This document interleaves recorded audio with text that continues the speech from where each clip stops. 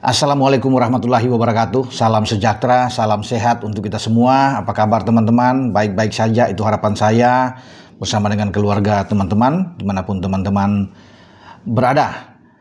Oke, hari ini Timnas U20 kita akan mengawali pertandingan pertama. Ini di uji coba atau apa yang dinamakan dengan Mandiri U20 Challenge Series yang akan berlangsung di Stadion Gelora Delta Sidoarjo di Jawa Timur, di mana tim asuhan Indra Safri bertarung melawan Jordania karena ada 3 pertandingan uji coba sebelum menuju ke Shenzhen, Cina untuk melakoni putaran final U20 ya di Piala Asia, di mana kita berada di grup C. Teman-teman sudah tahu semua ada Iran, Uzbekistan dan Yaman di sana. Dan sebelum ke sana kita akan bertarung dengan Jordania, dengan Syria dan India untuk laga di Mandiri U20 Challenge Series ini. Nah, laga pembuka hari ini kita berharap ada hasil yang positif untuk Donitri dan kawan-kawan, karena ini juga penting untuk bisa menambah motivasi anak-anak sebelum menuju ke Cina, karena pertandingan ini akan dimulai tanggal 24 hari ini, kemudian 27 melawan Syria dan 30 melawan India. Setelah itu tanggal 31 balik ke Jakarta lagi. Akan ada latihan, ya seleksi selama seminggu lagi tes di sana. Sebelum pada tanggal 8 atau 9 berangkat ke Shenzhen. Karena pertandingan kita itu baru mungkin akan dimulai pada tanggal 13 menghadapi Iran di pertandingan pertama grup C. Sementara Piala Asia itu sendiri akan berlangsung pada tanggal 12. Pertandingan pembukaan 12 Februari dan akan berakhir pada 1 Maret yang akan datang. Lalu apa yang akan ditampilkan oleh Indra Safri dalam laga pertama uji coba ini melawan Jordania? Saya pikir Safri bisa bermain mungkin dengan 3-4-3, pola dasar dia bisa berubah ya untuk di lapangan dengan 3-5-2. Saya pikir Indra Safri lebih tahu tentunya setelah dia membawa 30 pemain yang kemudian dikurangi jadi 28 karena ada 2 pemain yang tidak bisa ikut ya tampil karena cedera. Padahal ini 2 pemain yang sangat diharapkan bisa tampil teman-teman. Ada Jidabin di tengah, kemudian pemain sayap juga yang kita tahu agak ke pinggir tapi bagus secara skill, Cafiato Rizky. Ya, ini Cafiato yang kita anal, tapi sayang cedera antara Cafiato dan Jidabin yang tidak bisa ikut bersama rombongan menuju ke Piala Asia di Cina. Oke. 3-4-3, katakan ini pola yang akan ditampilkan oleh Indra Safri. Berarti selain Ikram Al-Ghifari yang ada di bawah Mistar, ada 3 pemain belakang, itu Kadek, ya. Kemudian ada Iqbal, ada Buffon.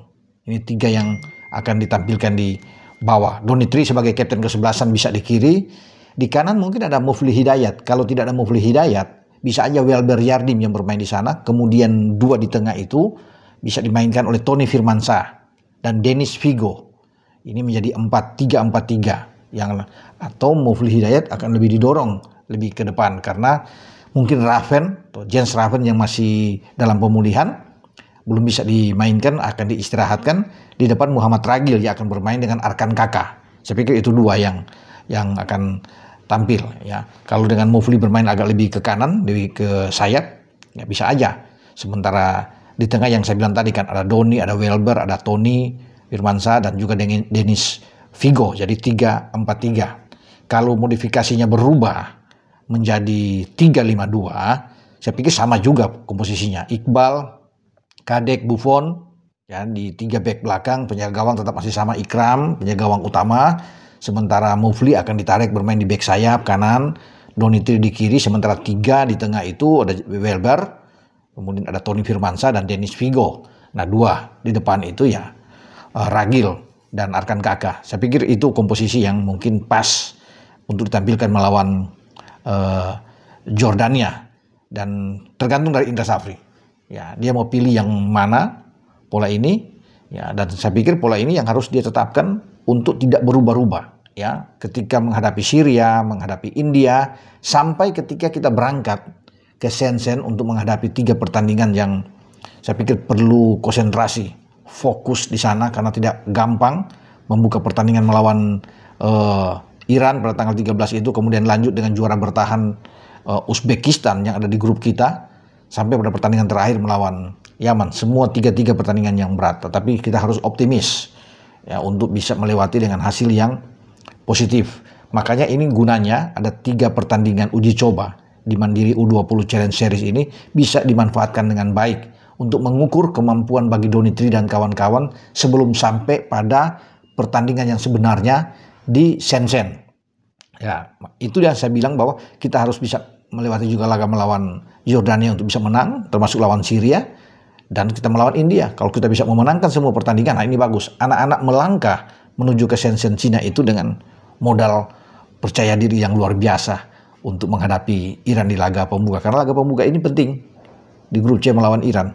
Ya, semoga mendapatkan hasil terbaik bagi Garuda muda kita.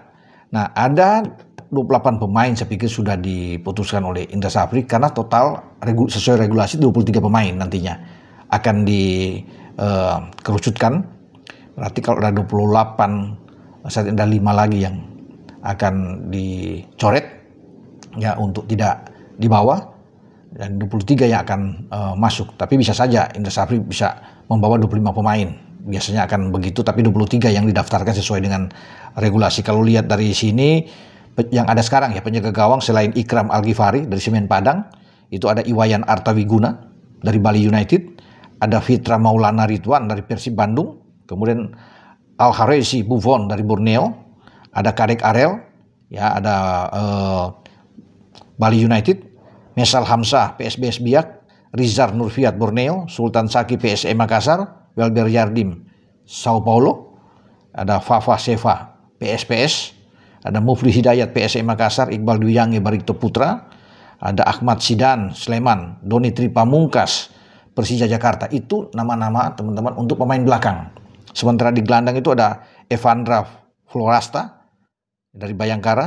Ini pemain muda yang berbakat juga nih, karena dia di U17 juga akan diandalkan oleh Coach Nova untuk bertanding di Arab Saudi pada April yang akan datang. Evandra ya, Florasta. Kemudian ada Tony Firmansyah Persibaya Surabaya, Tri Adriano Waana Brothers ya, ada Tri Adriano, ada Fandi Bagus Bayangkara FC, Aditya Warman Persija Jakarta. Itu untuk gelandang ya, itu pemain tengah. Sementara di penyerang atau lini serang kita ada Marcelinus Ama Olah dari Logrones, Rizky Afrizal Madura United, Arkan Kakah Persis Solo, dan Aulia Rahman PSIS Semarang, ada Gala Pagamo Semen Padang, kemudian Muhammad Ragil Bayangkara FC, ada Arliansa PSIM Yogyakarta, Jens Raven dari Dordrecht, dan Jehan Pahlevi dari Persiko, ya Persiko Kudus. Jadi itu nama-nama di depan juga masih banyak ya, selain ada Ragil dan Jens Raven maupun Arkan Kakak, kita masih bisa mengandalkan juga Aulia Rahman ya, ada juga Jihan Pahlevi yang kita bisa andalkan di sana, dan juga Rizky Afrizal. Kalau Rizky Afrizal ini bisa bermain di kanan. Nah, itu saya bilang kalau bermain dengan pola yang 3-4-3 ya, kalau Mufli Hidayat tidak dimainkan bisa masuk dengan Afrizal, Rizky Afrizal yang bisa juga bermain dari sisi sayap. Jadi itu opsi-opsi yang bisa dimainkan juga oleh Coach Indra Safri. Oke, dengan saya Bung Ropan berbicara soal tim U20 kita yang sedang mempersiapkan diri menuju ke putaran final Piala Asia di Cina. Ya, kita harus bermain dengan uji coba dulu sebelum balik ke Jakarta, dan semoga yang terbaik yang didapatkan nantinya oleh pasukan Indra Safri. Dengan saya Bung Ropan. Ciao.